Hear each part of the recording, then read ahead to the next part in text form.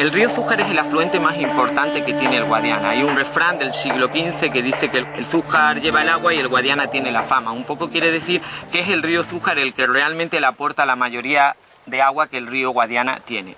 El Zújar es un río que, bueno, como todos los ríos extremeños, se quedaba, en verano se quedaba, no sin agua, pero se quedaba sin agua que corriera, se mantenían algunas tablas. Entonces se creó la presa del Zújar a principios de los años 60 y a partir de ahí se llenó de agua todo lo que es el embalse del Zújar. Como se siguió observando al cabo de las siguientes décadas que seguía recogiendo mucha agua, se planteó hacer la presa de La Serena. La presa de La Serena se hizo a principios de los 90 y está más arriba, en el mismo río, pero más arriba.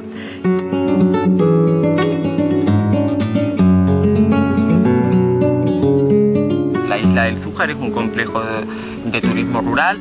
Bueno, pues son 86 hectáreas rodeadas de agua y es un lugar que se pensó para el ocio y el tiempo libre. De hecho, hay una playa de arena, hay una serie de pesquiles para poder pescar, hay un embarcadero, una red de senderos y miradores, 11 alojamientos rurales, un restaurante, bueno, y una serie de actividades que ofrecemos pues para las personas que se acercan a la isla del Zújar.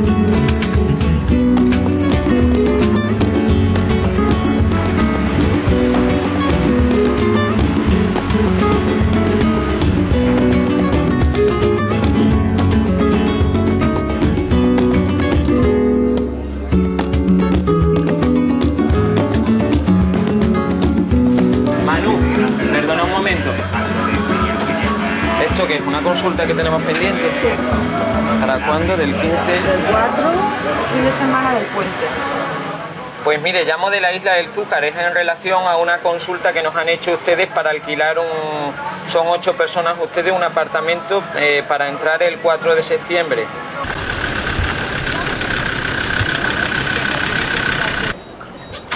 El concepto de turismo de embalse es un concepto nuevo porque los embalses, como bien sabéis, pues llevan 60 años construidos, ¿no? Algunos, la mayoría de ellos.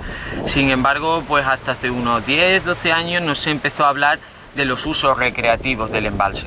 Hasta entonces, pues los embalses se creaban para el regadío y para la producción de electricidad y el almacenamiento de agua. Pero bueno, pues llega un momento en el que se empieza a hablar de esos usos recreativos y de turismo de embalse. Badajoz es la provincia de España que tiene más kilómetros de costa, más costa que La Coruña, más costa que Cádiz, que cualquier otra provincia. Pero es una costa dulce, pero no por ser dulce no deja de ser un recurso para el ocio y el tiempo libre y poder practicar pues deportes como la vela, el esquí acuático, el piragüismo, navegar en barco o pescar, bañarse, incluso pues hacer submarinismo.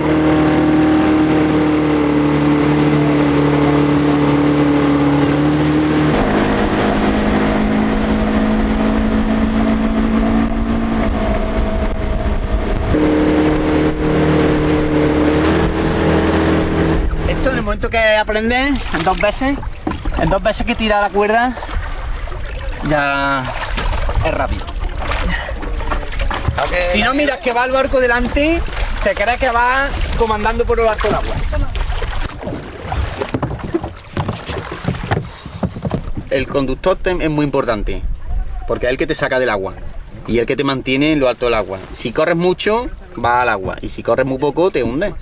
Te tiene que llevar justo a la medida y a la hora de salir, pues el primer tirón te lo tiene que pegar y luego ya mantenerte. Una vez que sales ya no hay problema. Pones la tabla mirando en la dirección en la cama y sales.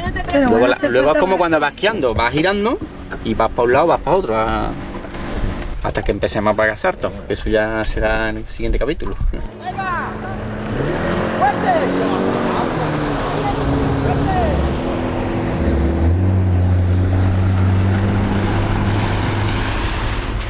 Puede gastar un día 50 euros, 50 litros.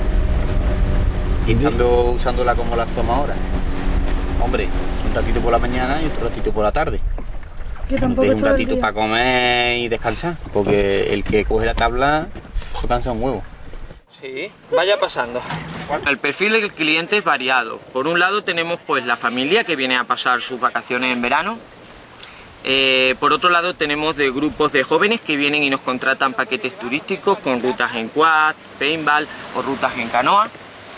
Y por otro lado, pues tenemos colectivos de tercera edad, de grupos de discapacitados que a lo mejor vienen a hacer un programa de un día y bueno, pues les ofertamos actividades adaptadas a ellos, como puede ser un paseo en barco o simplemente pues ir a hacer observación de aves o visitar el aula de la naturaleza. Las características de este paisaje, aunque parezca árido, pues tiene muchísima vida. Hay aves muy interesantes como la butarda, la ganga, el alcaraván, que son especies que viven aquí todo el año en la estepa. ¿Por qué es especialmente interesante este paisaje? Porque miren, las rocas que ven ustedes son del Precámbrico, pueden tener más de 2000 millones de años. Y entonces la característica principal es que la capa fértil es muy delgadita, excavas un poquito, unos 4 o 10 centímetros y ya tocas piedra. Por lo tanto, no es muy fértil para algunas especies. Pero el hombre, por esas pizarras, no ha podido interferir el paisaje, no ha podido meter las máquinas para poner los olivos o las viñas o para poner simplemente cereal. Entonces podemos decir que el paisaje que tenemos aquí es un paisaje que lleva miles y miles de años y que los pastos que nacen entre las pizarras son pastos muy finos y dicen que bueno, uno de los secretos del queso de La Serena es precisamente que la oveja come de estos pastos, que son pastos que llevan pues miles y miles de años, que el hombre no los ha sembrado. Y nada, pues vamos a continuar rumbo pues a la presa del Zújar.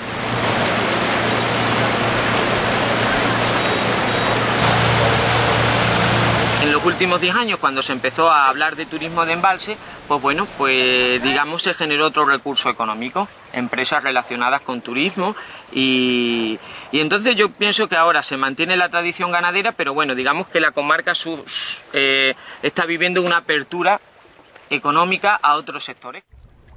En realidad el turismo mueve mucho, mueve la gasolinera donde el turista reposta, mueve las tiendas donde el turista compra.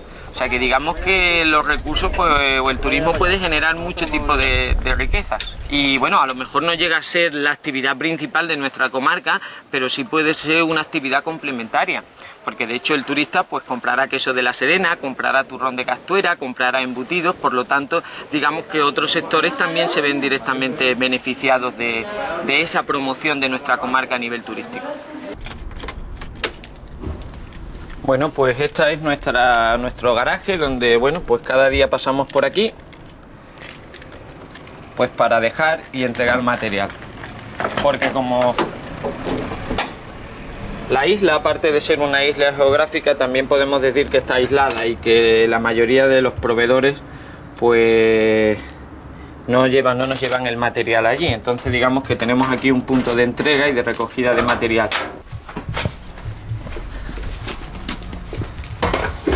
Nada, vamos a hacer el recorrido que hago casi todos los días del año y es que vamos a cruzar pues lo que nosotros llamamos La Serena. Hablamos de pseudoestepa porque no es una estepa como la estepa rusa, no es el ecosistema de estepa, pero sí tiene ese aspecto, son 100.000 hectáreas totalmente desarboladas y que bueno, hace unos años tuvo el reconocimiento de zona cepa. Zona cepa es zona de especial protección de aves.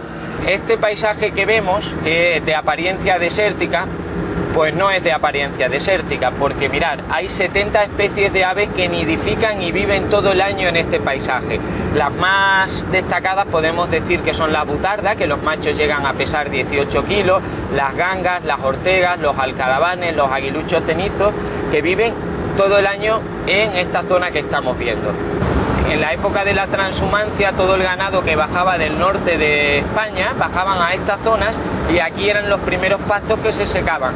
Y a medida que los pastos se iban secando, los pastores con las ovejas pues iban subiendo hacia el norte de España.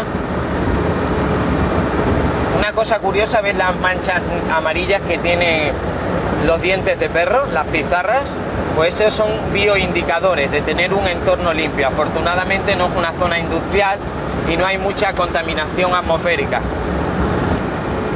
Yo la verdad es que soy un enamorado de este paisaje.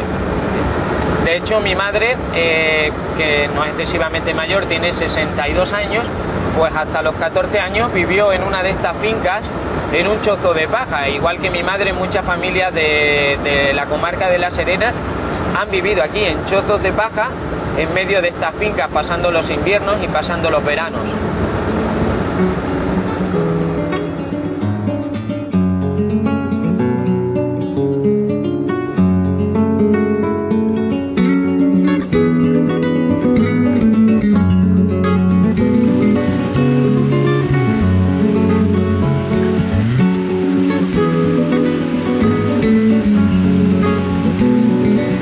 nosotros ya hemos cumplido 11 años, hace unos 12 años vimos correr el río en verano, con las sueltas de agua para el regadío, y nos planteamos, bueno, ¿y si compráramos unas piraguas y ofreciéramos a la gente que bajara el río? Y nada, dimos el paso adelante, compramos unas poquitas de canoas, empezamos a ofrecer el paseo, siempre desde una perspectiva turística. No queríamos que fuera competitivo, queríamos que fuera turístico, que se bajara acompañado de un guía, y un guía pues que interpretara, que ayudara al turista, o en este caso el piragüista, que le ayudara a interpretar el paisaje, las plantas que se ven, los pájaros que nos vamos cruzando por el río.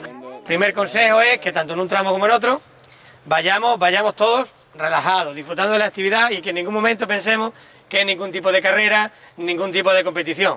Vamos a disfrutarlo, a ir relajados, disfrutar no solo del piragüismo, sino también del entorno que vais a ver, que es un entorno que merece la pena desde el punto de vista medioambiental. Estamos hablando de una zona de especial protección para las aves y declarado lugar de interés comunitario.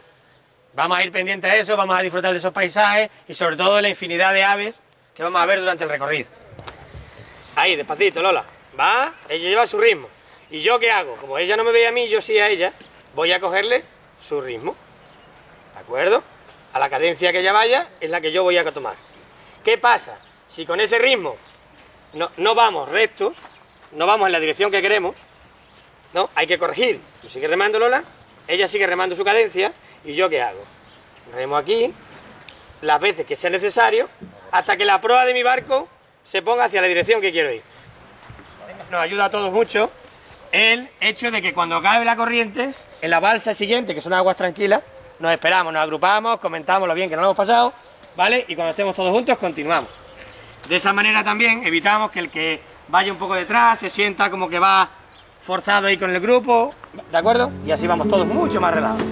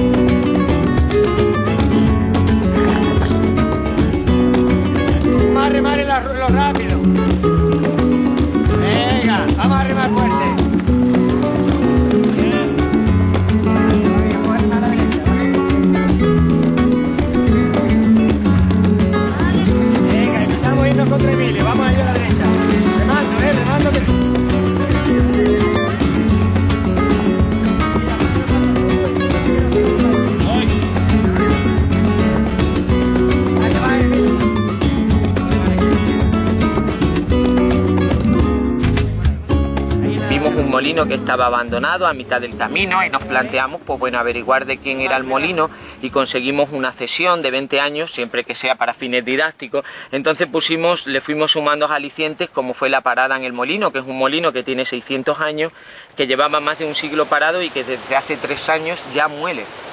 Entrevistamos a varios molineros y tuvimos la gran suerte de conocer a Diego el molinero, que para nosotros es una eminencia en muchos aspectos, pero principalmente lo que es mecánica artesana, es decir, elaboración de piezas de hierro y de madera, que es todo el engranaje y todo el sistema mecánico del molino está hecho con madera y con hierro.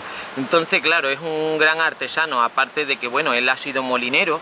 Y bueno, curiosamente él me contaba que cuando ayudaba a su padre y a su tío en el molino, pues él observó, bueno, los álabes son, digamos, las aspas que tiene el rodezno, donde el agua golpea. Entonces él pensó, si el rodezno tuviera en vez de 8 álabes, que son las aspas, tuviera 14, molerían el doble. Entonces, claro, su padre y su tío se rieron de él y le dijo, bueno, pues ponte a hacer el rodezno, ese que tú crees que va a moler el doble. Él se puso a hacerlo con 14 años, lo hizo, lo probaron y efectivamente molió el doble. Yo un poco así a modo metafórico le digo que es un poco el Leonardo da Vinci de nuestra comarca, por toda su capacidad no sé, de diseñar y de trabajar la artesanía, de hacer cálculos que son importantes para que verdaderamente todo el mecanismo de un molino funcione bien. Molineros había de todo, había unos que sabían hacer de todo y otros sabían que nada más que moler y nada más.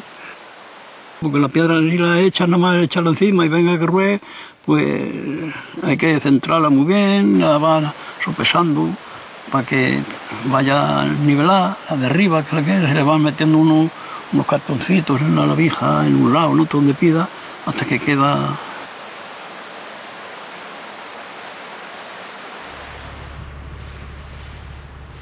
Había por lo menos 15 molinos en el término de Campanario, por 15 por ahí había.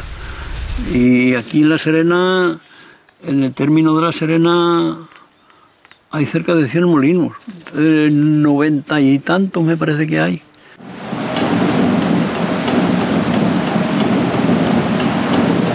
Yo molinero hice porque venía de mi padre y de mi abuelo y eso venía y entonces pues claro, yo dejé de ir a la escuela de 9 años porque había que currar, porque en mi casa éramos 6 hermanos y el varón mayor era yo.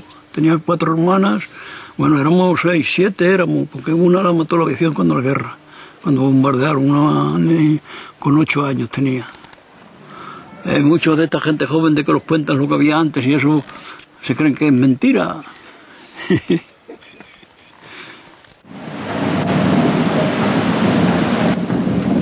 Yo siempre cuando yo voy con los turistas al molino les recuerdo que el pan que comieron sus padres, sus abuelos, bisabuelos, todo se obtuvo de molinos hidráulicos. El mecanismo, como veis, es muy sencillo y es el que se utilizaba hace unos 400, 500 años, que es cuando el molino estaba funcionando, allá por el año 1595.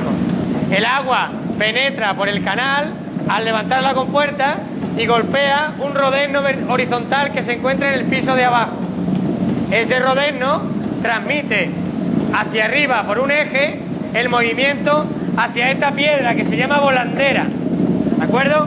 Y que lo que hace es girar sobre otra piedra inferior que se llama solera, ¿de acuerdo?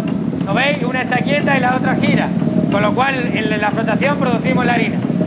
El mecanismo es muy sencillo y a la vez muy complicado, porque debe estar ajustado al milímetro para que el rozamiento sea totalmente horizontal. Para eso tenemos un mecanismo que se llama alivio, que es esta rueda que tenemos aquí. El alivio gradúa la distancia entre las dos piedras, consiguiendo con ello un grado de molido más fino o más grueso, dependiendo si se dedicaba al consumo humano o se dedicaba al consumo animal. Cuando no existía la presa del Zújar, no había regulación ninguna en el río. ¿Qué quiere decir? Que en época de lluvia el río cubría totalmente el molino de agua. Esos agüeros tenían la función de cuando el agua penetraba dentro del molino, servía de salida de aire para evitar que el agua destrozara totalmente el edificio. Nosotros nos planteamos el descenso como una manera de poner en valor el río Zújar, de que la gente conociera pues la naturaleza del río Zújar, las aves, las plantas, que conociera también el patrimonio del río Zújar, porque el río Zújar tiene muchos molinos en su cuenca y uno de ellos pues queríamos que fuera una muestra de ese patrimonio. Bueno, cuando se habla de molinos se habla de arqueología industrial, por decirlo así, porque bueno, no han dejado de ser las industrias. Quizás la gente más joven un poco pasa un poquito del tema, no controla muy bien, pero en cuanto pasamos ahí un perfil de edad a partir de 25 o 30 años, el interés la verdad que es máximo porque la gente se sorprende mucho y sobre todo que se haga tradicionalmente como antes, las piezas. Yo creo la manera también de que se ha rehabilitado con el apoyo de Diego, tiene un componente ahí sentimental un poco hacia la gente que yo creo que se nota en el público. Cuando los grupos son más reducidos, pues el interés es un poco mayor, porque la gente tiene un poquito más de tiempo para preguntar. Hay gente que conoce un poquito el tiempo, de cuándo desaparecieron, del por qué. Hay ahí un componente muy bonito para la gente que es el tema del extraperlo, como si fueron ilegales durante un tiempo. Y bueno, durante la noche se sacaban las piedras fuera y durante el día se sacaban fuera, durante la noche se metían dentro para moler y un poco ese componente un poco más morboso es el que más le gusta a la gente. El recorrido pues como se puede diferenciar bien en dos partes, una está el molino y otra el molino hacia abajo, que más o menos se encuentra a la mitad. Tiene partes que son balsas de agua, donde hay mayor profundidad y es muy estable. La gente un poco en estas dos balsas primero empieza a coger el manejo de las canoas y todo eso, y empieza a familiarizarse un poco con las corrientes. Hay varias zonas de corriente, pero son anchas, son corrientes anchas en el primer tramo. con lo cual permite que un poco la gente se suelte, pierda el miedo y aprenda a remar. Y ahora en el segundo tramo volvemos a repetir alguna balsa de remo y vemos un poco las zonas más angostas. Ese tipo de corrientes ya se convierten en callejones, son las zonas más vírgenes del río y las más atractivas tanto para el piragüista como para el amante de la naturaleza, porque vais a ver que son zonas espectaculares en conservación y en paisaje.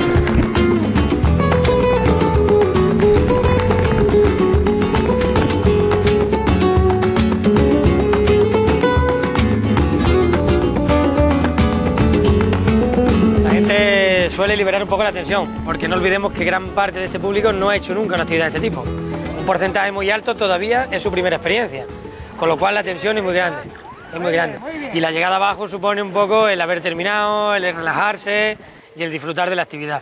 Nos agradece mucha gente la actividad, nos agradece nuestro trabajo y eso es la mejor señal de que el disfrute es asegurado, ¿no?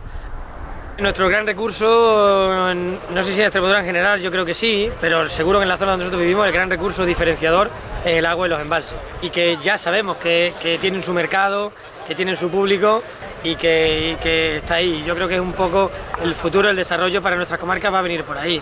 Por la explotación de esos recursos sostenibles, pero explotación en sí de ese tipo de recursos, tanto naturales como para el ocio o el tiempo libre, o como para la etnografía o el folclore, como en el caso del molino. Que yo pienso que el orden es conocer, disfrutar, valorar y por último respetar. No conseguimos el respeto de algo si verdaderamente no lo ponemos primero en valor. Yo intento ser optimista porque los recursos los tenemos. Se han dado pasos importantes, sobre todo en infraestructura. Se han creado playas, se han creado accesos para poder embarcar y desembarcar las embarcaciones, también se está creando, bueno, pues red de senderos y hay varios proyectos pues para poner en valor esos recursos, para, digamos, también se está contemplando la dinamización. Entonces, bueno, yo creo que estamos en un momento importante, en un momento que hay que seguir trabajando desde los organismos públicos, desde las empresas privadas, para que realmente el turismo de embalse sea un recurso de ocio para las personas que vivimos en Badajoz, pero que también sea un recurso pues para las personas que quieran venir de fuera, de otras comunidades o del extranjero. De hecho, tenemos clientes que vienen a pescar de Inglaterra o de Holanda.